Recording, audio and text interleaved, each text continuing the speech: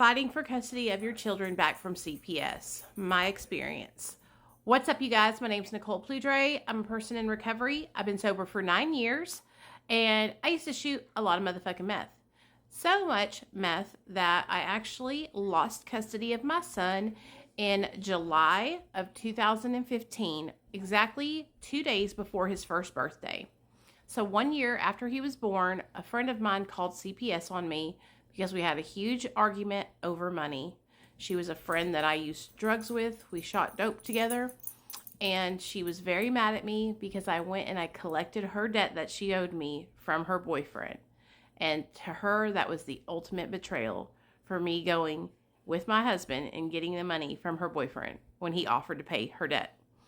So she called CPS on me, and that uprooted my whole life and ended up resulting in my son being removed from my care. I made some really crucial mistakes during that process, and I want to share them with all of you because at the end of the day, my son shouldn't have been removed. He should have been placed with family. And it created a bunch of trauma in my child's life, in my life, that was unnecessary. And I could have not had to go through that if I would have just kept my mouth shut, straight up. So in 2015, 2 days before my son's first birthday, I came home from work. I was working a full-time job, and so was my husband. My son was at his Gigi's house, and there was a note left on the door stating that I needed to call CPS and that a CPS worker had came over. I immediately called that caseworker, which I should not have done. I should have contacted a lawyer immediately. I called the caseworker, and I voluntarily gave her every bit of information about myself. Told her that I struggled with addiction, that I was getting sober, and that I was turning my life around, that I had a full-time job, that my husband had a job, but that I did struggle with substance use. That was the biggest mistake I ever made in my whole entire life, because while I was telling this caseworker about my life history, she was building a case against me to take my son from me. And that's exactly what she did.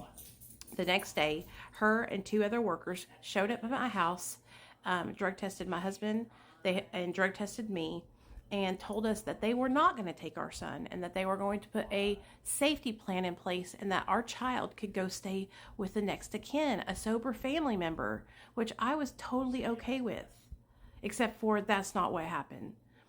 After they promised that they would not remove our son, they came back the day after that and told me that if I did not relinquish my son to them, that they would take me to jail. And I was so fucking scared. So me and my husband, not knowing what to do, had to make a decision. What do? We can't go to jail. We can't go to prison. Then who's going to take care of our child? So I gave custody of my son to CPS, not knowing any better.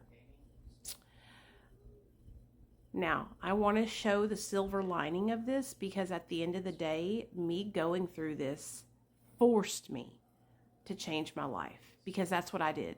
The moment my son went into care, I went and I put myself into a detox program, and I went to a residential program. I graduated that program. My husband and I both got on MAT. During the course of our sobriety journey on MAT, the first year, our CPS caseworker, the ad litem, tried to keep our son from coming home with us because we were on MAT, and we fought tooth and nail, proving that being on a prescribed medication, as long as it's taken as prescribed, along with therapy, along with recovery support group meetings, along with family support, is 100% sober. And we were able to fight and get custody back of our son within 10 months of him being removed from our care. I fought like hell. The reason why I'm sharing all this with you guys is because I didn't have to go through this, though, if I would have just paused, not gotten afraid, not answered their letter, not answered the door, and waited and got legal counsel. My son could have been placed with a family member.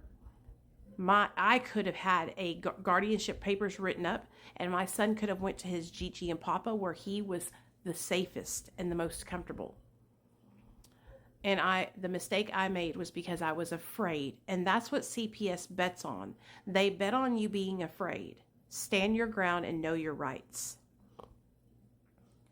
My son was placed in a foster care home. But before he was placed in foster care, When they took my son, they had nowhere for him to go.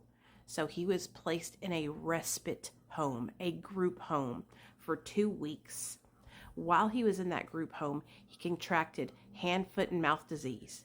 When they brought my son to see me the first week I was in treatment, he was covered in sores all over his body from hand, foot, and mouth because they had nowhere for my baby that was less than 1 year old to go.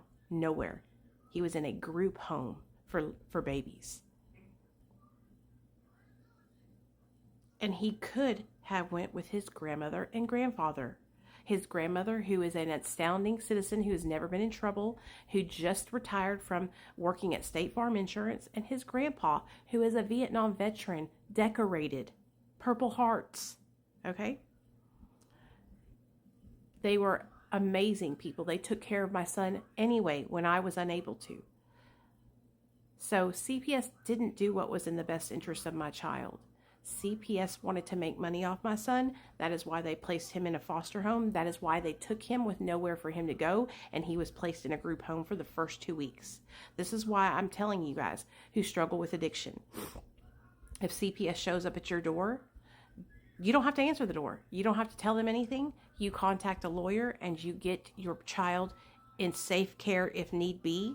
If you are using, you get your child in safe care with a family member ASAP. Because I don't want any of you guys to go through what I went through. Because it has scarred me for life. Now, anytime somebody knocks on my door, I get afraid. I worry. Even though I'm sober and have been sober for 9 years.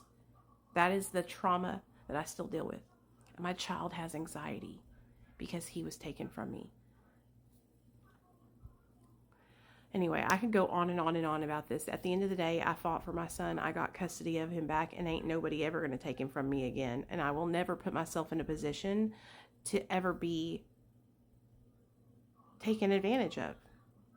I will never put myself in a position. I will never be high or on drugs ever again. I will never hang out with somebody who cannot be trusted. That's why me and my husband are each other's best friends.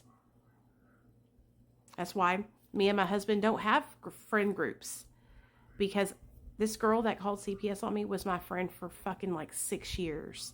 She was somebody I trusted with my life.